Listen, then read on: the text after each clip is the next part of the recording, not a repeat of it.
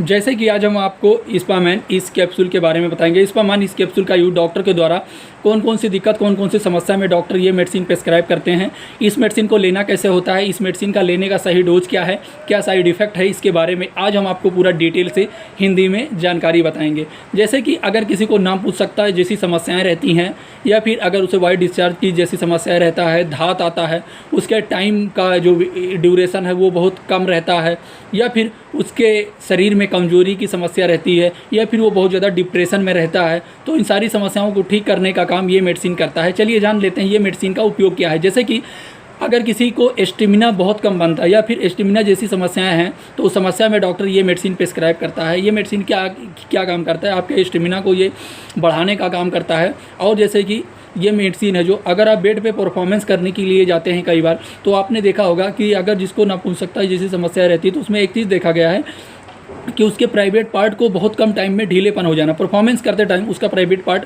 ढीला हो जाना, और उसमें एक तरीके से उसका दोबारा उत्तेजित ना होना, या जो उत्तेजित होने की क्षमता है वो ना के बराबर रहना। तो इस समस्या में डॉक्टर ये मेडिसिन प्रेस्क्राइब करते हैं।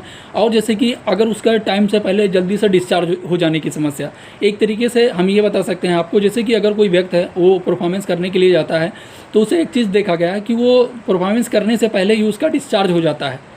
तो उस डिस्चार्ज की जो समस्या रहती है उसे भी ये बढ़ाने का काम करता है, मतलब लॉन्ग टाइम तक एक तरीके से जो उसका करने की क्षमता रहता है ना, उसे ये बढ़ाने का काम करता है, पहले की जितना ये करने का काम करता है। और टाइमिंग के ड्यूरेशन को भी बढ़ाता ही बढ़ाता है। साथ में अगर किसी का जो वीर है वो बहुत कम मात्रा में डिस्चार्ज होता है, तो उसे भी ये बढ़ाने का काम करता है। मतलब तो इस मेडिसिन का और भी बहुत सारी यूज है, और भी इसके अलावा और भी बहुत सारी दिक्कत और भी बहुत सारी समस्या में डॉक्टर के द्वारा ये मेडिसिन प्रिस्क्राइब किया जाता है।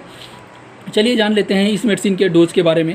इस मेडिसिन का डोज डॉक्टर के द्वारा किस प्रकार से डोज निर्धारित करके लेने के लिए डॉक्टर बताते हैं। जैसे कि जो इस मेडिसिन का डोज है वो डॉक्टर के द्वारा मरीज की दिक्कत, समस्या, बॉडी वेट को देखते हुए डॉक्टर अपने एक्सपीरियंस के अनुसार इस मेडिसिन का जो डोज है वो निर्धारित करके डॉक्टर के द्वारा लेने के लिए बताया जाता है। जैसे कि एडल्ट में ये मेडिसिन डॉक्टर यानी एडल्ट के लिए ही ये मेडिसिन होता है, लेकिन एडल्ट में जो डॉक्टर ये मेडिसिन प्रेस्क्राइब करते हैं यानी डोज निर्धारित करके, वो मरीज की दिक्कत, समस्या, बॉडी वेट और अपने एक्सपीरियंस के अनुसार ही देते हैं डॉक्टर। तो ये चीज़ आप ध्यान रखना, कभी भी ये मेडिसिन आपको खुद से उपयोग नहीं करना है। अगर आपके डॉक्टर ने जिस प्रकार से आपको इस मेडिसिन का डोज निर्धारित करके लेने के लिए बताया है, ठीक उसी प्रकार से आपको ये मेडिसिन लेना होता है।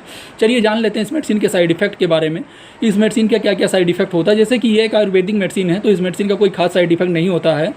बट अगर ये मेडिसिन लेने के बाद में आपको नोजिया की समस्या होने लगे, वोमिटिंग की समस्या होने लगे, पेट में दर्द की समस्या होने, या फिर कोई और साइड इफेक्ट अगर आपको ऐसा दिखता है, तो ये मेडिसिन आप यूज करना तुरंत बंद कर दें और आप अपने डॉक्टर या फार्मासिस्ट से तुरंत संपर्क करें। इसके अलावा यदि आपको और कोई दिक्कत और कोई समस्या, तो आप अपने नज़दीकी डॉक्टर या फार्मासिस्ट के पास आप जाएं, आप अपनी दिक्कत परेशानी बताएं। उसके बाद में कोई भी दवा, कोई भी मेडिसिन यूज करें। कभी भी आप कोई भी टैबलेट, कोई भी दवा, कोई भी मेडिसिन आप अपनी मर्जी से यूज ना करें। ये वीडियो सिर्फ जानकारी पर्पज़ के लिए बनाया गया है।